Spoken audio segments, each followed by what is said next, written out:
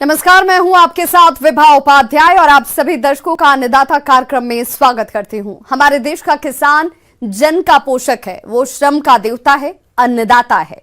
उसमें ही भारत की आत्मा निवास करती है और ऐसे ही किसानों की प्रगति के लिए हम खेती बाड़ी से जुड़ी हुई बहुत सी नई लाभकारी जानकारियां हर रोज सुबह लेकर आते हैं। तो चलिए कार्यक्रम शुरू करने से पहले देखते हैं क्या है आज के अन्नदाता में। अमरूद की उन्नत किस्में और रोपाई तकनीक।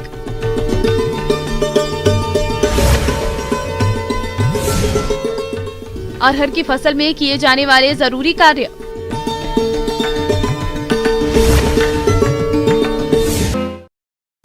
अगस्त माह नए फल बागों की स्थापना के लिए सबसे उपयुक्त होता है। अगर आप भी बागवानी के तहत अमरूद के नए बाग लगाने जा रहे हैं तो इसकी कौन कौन सी किस्मों का चयन करें और रोपाई समय किन किन बातों पर खास ध्यान दें, इस बारे में बता रहे हैं कृषि विज्ञान केंद्र जिला बांका के कृषि वैज्ञानिक डॉक्टर मुनेश्वर प्रसाद। अमरूद की खेती किसानों के लिए बहुत ही लाभप्रद व्यवसाय बनता जा रहा है। अगर देखा जाए तो पूरे बिहार में इसकी खेती बहुतायत होती है। सबसे पहले तो ये ध्यान देना होगा कि हम अगर जिस खेत में इसको लगाना चाहते हैं उस खेत वो समतल हो और जल जमाव का से वो मुक्त होना चाहिए कि वो जल जमाव नहीं हो उसमें। अमरूद की बागवानी के लिए हर तरह की मिट्टी अनुकूल होती है, जिसमें हल्की से लेकर भारी और उचित जल निकास वाली मिट्टी सही रहती है। इसकी बागवानी 6.5 से 7.5 pH मान वाली भूमि में भी की जा सकती है। खेती करने के लिए सबसे पहले ये ज़रूरी है कि हम किस्मों का चुनाव सही करें। ऐसे अमरूद में बहुत सारी किस्में हैं, लेकिन हमारे बिहार के लिए अगर देखा जाए तो इलाहाबाद सफ़ेदा हो गया, लखनऊ 49 हो गया, ललित हो गया, एप्पल कलर हो गया, अर्का मृदुला हो गया। इस तरह की किस्मों का चुनाव करके आप किसान लगाते हैं तो इसकी उत्पादन क्षमता भी बहुत अधिक है और इस क्षेत्र के लिए उपयुक्त किस्म भी है। और पौधे का चुनाव हमेशा यह करना चाहिए कि विश्वसनीय नर्सरी से या विश्वविद्यालय से चाहे अनुसंधान केंद्रों से ही लेना चाहिए, क्योंकि वहाँ पर गुणवत्ता की गारंटी रहती है और किसानों को उसमें कोई भी दिक्कत नहीं होती है। और जो भी पौधे हैं वो कलमी पौधे ही होने चाहिए कि कम समय में ही वो फल सके। किसान भाइयों, अगर आपके पास सिंचाई जल की पर्याप्त व्यवस्था है तो अमरूद के पौधों की रोपाई फरवरी मार्च में कर सकते हैं, और यदि सिंचाई की जल की समस्या है तो जुलाई अगस्त का महीना पौध लगाने के लिए सही माना जाता है। और ये खेतों की तैयारी अप्रैल मई से ही कर देनी चाहिए।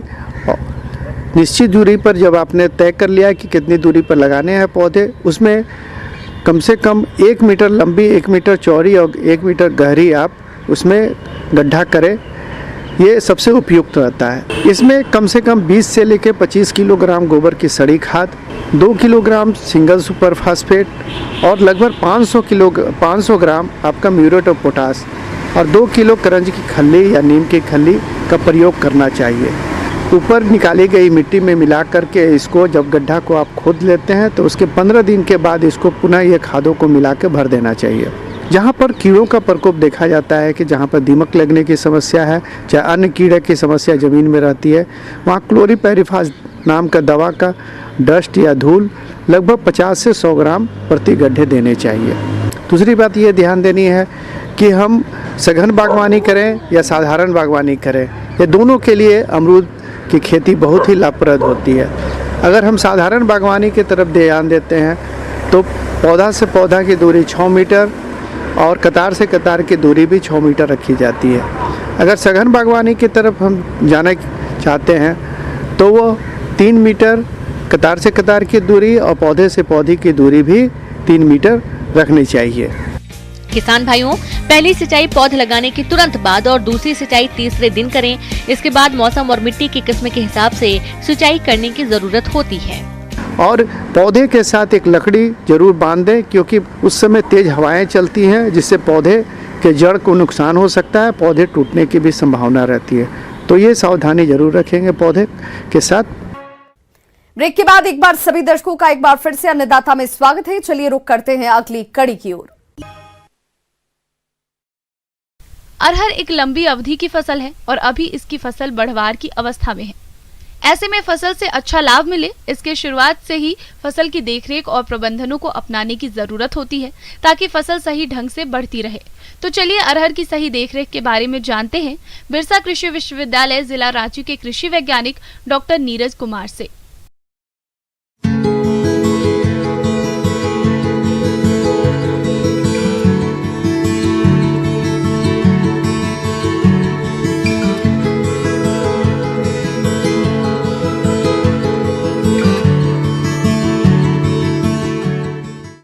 किसान भाइयों, अभी आपने अरहर लगा लिया होगा। हम सभी जानते हैं कि बरसात की ये दलहन महत्वपूर्ण फसल है अरहर, और हमारे प्रदेश में इसकी खेती बहुतायत क्षेत्रफल में की जाती है। दलहनी फसलें लगाने से मिट्टी की उपज शक्ति को उसके भौतिक एवं रासायनिक गुणों को सुधारने में सहायक होती हैं। इनको लगाने से जमीन में नाइट्रोजन की पूर्ति होती है और मृदा का सुधार भी होता है। हमें ये बताना है अभी कि अगर अरहर में कहीं भी खाली जगह है, आपने बुआई की है, अगर पौधे की संख्या पर्याप्त नहीं है तो सबसे पहले आप जो बीज बचा रखे हैं उससे आप उस खाली स्थान को भर दें ताकि आपको इसका फायदा मिले। खाली जगह आप ना छोड़ें। साथ ही साथ अभी बहुत ज़्यादा समस्या घास का, खरपतवार का बहुत ज़्यादा समस्या नज़र आ रहा है। तो ऐसे में आपको क्या करना है, पोस्ट इमरजेंस वीडिसाइड जो इमाजेथाइपर है, जो 20 से 30 दिनों बाद हम देते हैं बुआई के, तो अरहर में इमाजेथाइपर दवा आप करीब 1 लीटर पानी में करीब 1.25 से 1.5 मिलीलीटर, मतलब हम हेक्टेयर में 750 मिलीलीटर बोलते हैं, तो आपको हम 1 लीटर पानी में बता रहे हैं कि आपको 1.25 से 1.5 उस दवा का इस्तेमाल करने की आवश्यकता बहुत ही ज़रूरी है। बहुत तुरंत में आपको करनी चाहिए। इससे सारे खरपतवार का विनाश हो जाएगा और आपका जो फसल है, जो अभी घास नजर आ रहा है आपके खेत में, वो घास गायब हो जाएगा और फसल लहलहा उठेगी, उसका बढ़वार बढ़िया हो जाएगा। इसके बाद आपको अगले 15 दिन बाद क्या करना होगा, 15 दिन 20 दिन बाद आपको मिट्टी जो है उसको चढ़ाना होगा पौधे के पास। मिट्टी को चढ़ा देने से ये फ़ायदा होगा कि, और जब आप चढ़ाएंगे तो कभी भी यूरिया का इस्तेमाल नहीं करें, आप डीएपी की थोड़ी मात्रा इस्तेमाल करें। तो इससे ज़्यादा पानी होने पे आगे हो सकता है कि ज़्यादा पानी की संभावना हो, तो अर्थिंग अप जो आप करेंगे, मिट्टी चढ़ाएंगे पौधे के ऊपर, तो उससे उसकी सुरक्षा होगी। ज़्यादा नमी होगा तो वो उसको नुकसान नहीं पहुँचाएगा। या कई बार कम नमी में भी अगर आप मेड़ पे बुआई करते हैं तो उसका भी उसको फ़ायदा मिलता है। अरहर का बंझा रोग यह रोग विषाणु जनित रोग है। इस रोग का संचरण एक कीट के द्वारा फैलता है। इसके लक्षणों की बात करें तो पौधा बौना रह जाता है एवं पौधे की पत्तियां पीली पड़ने लगती हैं। पत्तियों का आकार सामान्य से काफी छोटा हो जाता है तथा उन पर अनियमित आकार की हल्की पीली एवं गहरी चित्तियां पड़ जाती हैं। रोग ग्रसित पौधे लंबाई में छोटे रह जाते हैं तथा इनमें अनेक शाखाएं निकल आती हैं, जिससे यह झाड़ी नुमा दिखने लगता है। ग्रसित पौधे में प्रजनन अंगों का विकार रुक जाता है, जिससे इसमें फूल एवं फलियां नहीं बनती हैं। यदि आपकी फसल में इस रोग का प्रकोप हो रहा है तो इसके नियंत्रण के लिए इमिडाक्लोप्रिड 1 मिलीलीटर पानी में घोल बनाकर छिड़काव करें। रोग ग्रसित पौधों को उखाड़कर नष्ट करें। इस बीमारी से बचने के लिए रोग रोधी जाति का चयन करें। उन्नत जातियों के बीजों को उपारित करके ही बुवाई करें।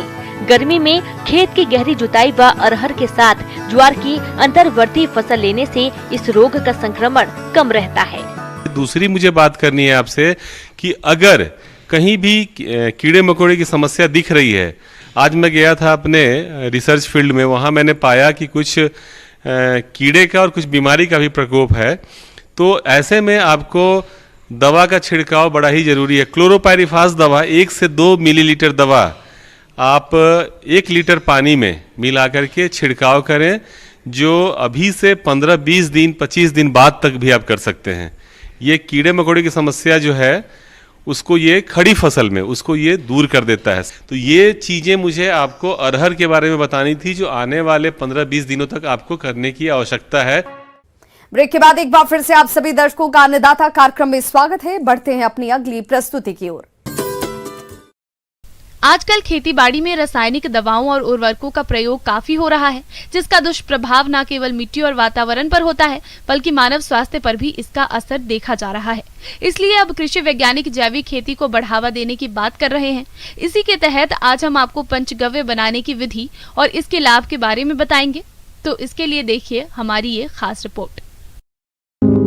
पंचगव्य एक जैविक खाद या प्राकृतिक सामग्री से बनी हुई जैविक विकास उत्तेजक औषधि है, जो पौधे के विकास को बढ़ाने के साथ ही मिट्टी के उपयोगी जीवाणुओं की सुरक्षा करता है, जिसमें मुख्य रूप से गाय का गोबर, गौमूत्र, दूध है। प्राचीन समय में इसका उपयोग खेती की उर्वरक शक्ति को बढ़ाने के साथ पौधों में रोग प्रतिरोधक क्षमता बढ़ाने के लिए किया जाता था। पंचगव्य एक अत्यधिक प्रभावी जैविक खाद है जो पौधों की वृद्धि एवं विकास में सहायता करता है और उनकी प्रतिरक्षा क्षमता को बढ़ाता है। पंचगव्य का निर्माण देसी गाय के 5 उत्पादों से होता है, क्योंकि देसी गाय के उत्पादों में पौधों के लिए आवश्यक सभी पोषक तत्व पर्याप्त व संतुलित मात्रा में पाए जाते हैं। चलिए एक नजर डालते हैं इसको बनाने की विधि पर। तो पंचगव्य को बनाने के लिए 5 किलोग्राम देसी गाय का ताजा गोबर, 3 लीटर देसी गाय का ताजा गौमूत्र, 2 लीटर देसी गाय का कच्चा दूध, 2 लीटर देसी गाय का दही, 500 ग्राम देसी गाय का घी, 500 ग्राम गुड़ और 12 पके हुए केले की जरूरत होती है। पंचगव्य बनाने की विधि। प्रथम दिन 2.5 किलोग्राम गोबर और 1.5 लीटर गौमूत्र में 250 ग्राम देसी घी अच्छी तरह मिलाकर मटके में डाल दें और ढक्कन अच्छी तरह से बंद कर दें। अगले 3 दिन तक इसे रोज हाथ से हिलाएं। अब चौथे दिन सारी सामग्री को आपस में अच्छी तरह से मिलाकर मटके में डाल दें। इसके बाद फिर से ढक्कन बंद कर दें। अगले दिन इस मिश्रण को लकड़ी से हिलाने की प्रक्रिया शुरू करें और 7 दिन तक प्रतिदिन दोहराएं। इसके बाद जब इसका खमीर बन जाए और खुशबू आने लगे तो समझ लें कि पंचगव्य तैयार है। इसके विपरीत अगर खटास भरी बदबू आए तो हिलाने की प्रक्रिया 1 सप्ताह और बढ़ा दें। इस तरह पंचगव्य तैयार होता है। अब इसे 10 लीटर पानी में 250 ग्राम पंचगव्य मिलाकर किसी भी फसल में किसी भी समय उपयोग कर सकते हैं। आप इसे खाद, बीमारियों से रोकथाम, कीटनाशक के रूप में और वृद्धि कारक उत्प्रेरक के रूप में उपयोग कर सकते हैं। इसे एक बार बनाकर 6 माह तक उपयोग कर सकते हैं। इसको बनाने की लागत 70 रुपए प्रति लीटर आती है। उपयोग विधि। पंचगव्य का उपयोग अनाज व दालों जैसे धान, गेहूं, मंडवा, राजमा आदि तथा सब्जियों में शिमला मिर्च, टमाटर, गोभी वर्गीय व कंद वाली में किया जाता है। छिड़काव के साथ खेत में पर्याप्त नमी होनी आवश्यक है। बीज उपचार से लेकर फसल कटाई के 25 दिन पहले तक 25 से 30 दिन के अंतराल में इसका उपयोग किया जा सकता है। प्रति बीघा 5 लीटर पंचगव्य 150 लीटर पानी में मिलाकर पौधों के तनों के पास छिड़काव करें। पंचगव्य से बीज उपचार। बीजों के अच्छे अंकुरण के लिए किसान इससे बीज उपचार भी कर सकते हैं। इसके लिए 1 लीटर पंचगव्य के घोल में 500 ग्राम वर्मी कंपोस्ट मिलाकर बीजों पर छिड़काव करें और उसकी हल्की परत बीज पर चढ़ाएं। इसके बाद 30 मिनट तक छाया में सुखाकर बीजों की बुआई करें। पंचगव्य से पौधोपचार। इसके लिए 1 लीटर पंचगव्य के घोल में 200 ग्राम वर्मी कंपोस्ट मिलाकर घोल बनाएं। इसके बाद पौधशाला से पौध निकालकर घोल में डुबोएं और रोपाई करें। पौधारोपण या बुआई के पश्चात 15 से 20 दिन के अंतराल पर 3 बार लगातार छिड़काव करें। पंचगव्य का इस्तेमाल करते समय कुछ सावधानियां बरतना जरूरी होती है, तभी इसका फायदा मिलता है। जैसे पंचगव्य का उपयोग करते समय खेत में नमी का होना आवश्यक है। एक खेत का पानी दूसरे खेतों में नहीं जाना चाहिए। इसका छिड़काव सुबह 10 बजे से पहले तथा शाम 3 बजे के बाद करना चाहिए। पंचगव्य मिश्रण को हमेशा छायादार व ठंडे स्थान पर रखना चाहिए। इसको बनाने के 6 माह तक इसका प्रयोग अधिक प्रभावशाली रहता है। टीन, स्टील और तांबा आदि के बर्तन में इस मिश्रण को नहीं रखना चाहिए। इसके साथ रासायनिक कीटनाशक और खाद का उपयोग नहीं करना चाहिए। पंचगव्य के प्रयोग से लाभ के बारे में चर्चा करें तो पंचगव्य भूमि की उर्वरा शक्ति में सुधार करता है, भूमि में हवा व नमी को बनाए रखता है, जिससे मिट्टी में सूक्ष्म जीवाणुओं की संख्या में बढ़ोतरी होती है। इसके प्रयोग से फसल में रोग व कीट का प्रभाव कम होता है। पंचगव्य सरल एवं सस्ती तकनीक पर आधारित है, साथ ही फसल उत्पादन एवं उसकी गुणवत्ता में वृद्धि करता है। सबसे खास बात यह है कि इसका पर्यावरण पर कोई दुष्प्रभाव नहीं पड़ता।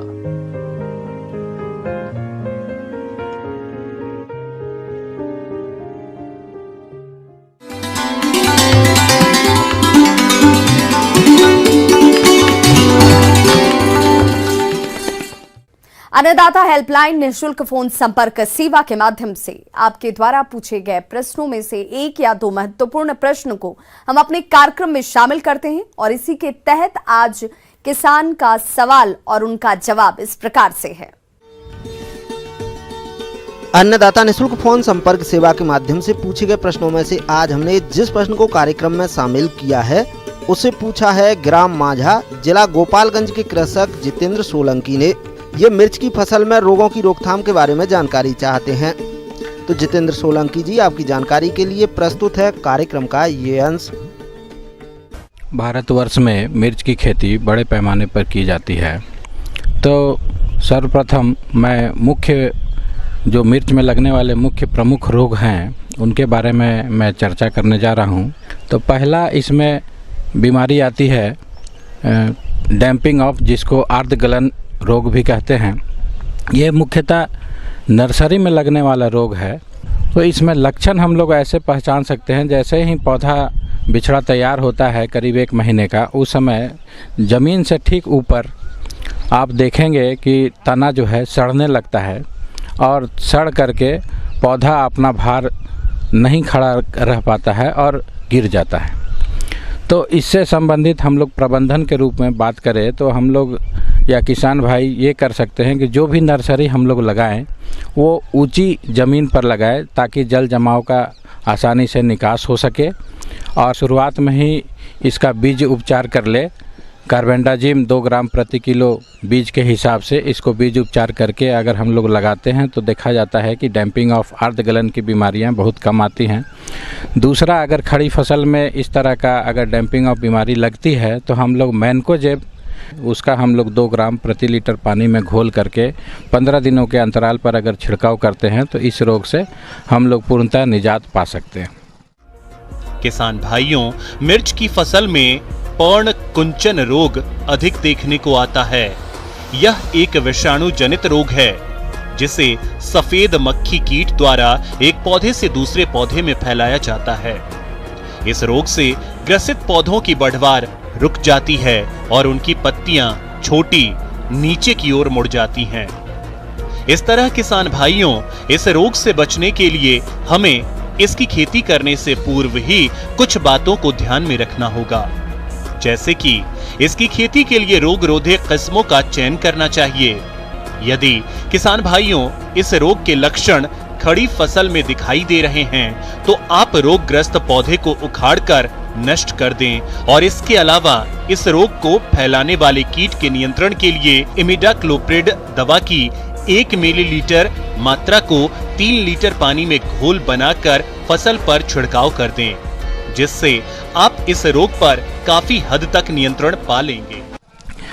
इसी क्रम में दूसरी बीमारी आती है एक डाईबैक, जो सूखने वाली बीमारी है जो ऊपर की ओर से नीचे की ओर फैलती है। शुरुआत में इसकी लक्षण पत्तियों पर आती हैं।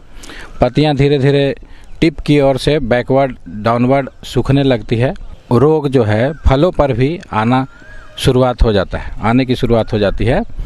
थायराम का हम लोग 2 ग्राम ले लें और कार्बेंडाजिम का 1 ग्राम, दोनों को 2:1 में मिला करके अगर बीज उपचार करते हैं तो 50% हम लोग बीमारी वहीं पर हम लोग कंट्रोल कर सकते हैं। दूसरा, अगर खड़ी फसल में इस तरह का डायबैक डिजीज आती है तो हम लोग इसमें प्रोपिकोनाजोल के नाम से दवा आती है, इसका भी हम लोग 2 ml प्रति लीटर पानी में घोलकर अगर छिड़काव करते हैं तो डायबैक बीमारी से हम लोग निजात पा सकते हैं। किसान भाइयों, मिर्च की फसल में एंथ्रेक्नोज, जिसे श्याम वर्ण रोग के नाम से जाना जाता है, उसका भी प्रकोप काफी देखने में आता है। इस रोग की शुरुआती अवस्था में पौधों की कोमल शाखाओं का ऊपरी हिस्सा सूखने लगता है और नीचे की ओर बढ़ता है। इस रोग के लक्षण खड़ी फसल में दिखाई दे रहे हैं तो आप कॉपर ऑक्सीक्लोराइड दवा की 3 ग्राम मात्रा को प्रति लीटर पानी में घोल बनाकर फसल पर छिड़काव कर दें, जिससे आप इस रोग पर नियंत्रण पा लेंगे और आगे चलकर फसल से अच्छी उपज की भी प्राप्ति कर सकेंगे। एक अन्य बीमारी आती है जिससे सारे किसान करीब करीब जूझ रहे हैं आज के समय में, वो है उकठा रोग, जिसको हम लोग विल्ट भी कहते हैं। पौधे की किसी अवस्था में यह बीमारी पकड़ लेती है। यह भी एक फफूंद जनित रोग है जो फ्यूजेरियम नामक फफूंद से फैलता है और इसमें आप देखेंगे कि जब इसकी डंठल को लेकर के अगर हम काटते हैं तो इसके अंदर भूरे कलर का या ब्लैक कलर का, काले कलर का आपको धब्बे दिखाई देंगे। इसके हेतु हम लोग जो है शुरुआत में क्या करें कि कोई भी ऐसा खेत का चयन ना करें जिसमें प्रायः 3, 4, 5 साल पहले से भी विल्ट का प्रॉब्लम हो। इसके लिए हम लोग क्रॉप रोटेशन, फसल चक्र अपना करके कोई दूसरा खेत का चुनाव हम लोग कर सकते हैं। फिर भी खड़ी फसल में अगर इस तरह की बीमारियां दिखती हैं तो हम लोग इसमें प्रोपिकोनाजोल नामक दवाई का भी इस्तेमाल कर सकते हैं जो लिक्विड में आता है। 2 ml प्रति लीटर पानी के हिसाब से हम लोग इसका ड्रेंचिंग कर सकते हैं, मतलब जड़ के आसपास हम लोग मिट्टी को भिगो दें इस केमिकल से, तो देखा जाता है कि विल्ट का हम लोग निजात पा सकते हैं।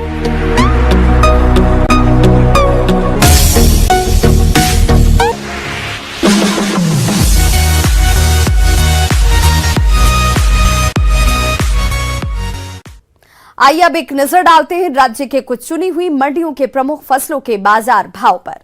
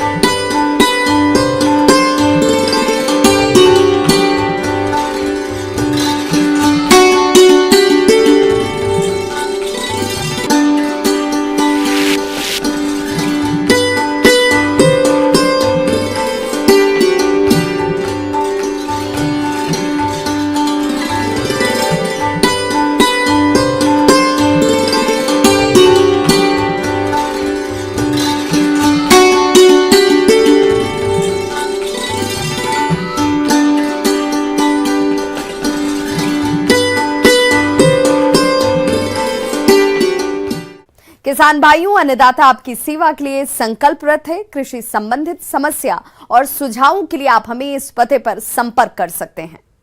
Producer Annadata, news 18 Bihar Jharkhand, Ramoji film city Hyderabad 501512। साथ ही आप हमें ईमेल भी कर सकते हैं। हमारा ईमेल एड्रेस है p18annadatabihar@nw18.com। इसके अतिरिक्त आप हमें निःशुल्क हेल्पलाइन नंबर 1800889216 पर सोमवार से शनिवार सुबह 10 बजे से शाम 4 बजे के बीच संपर्क भी कर सकते हैं। किसान भाइयों, अब समय हो रहा है आपसे विदा लेने का, तो हमारी अन्नदाता टीम को दीजिए इजाजत। कल फिर से होगी आपसे मुलाकात कृषि संबंधित कुछ और महत्वपूर्ण जानकारियों के साथ। नमस्कार।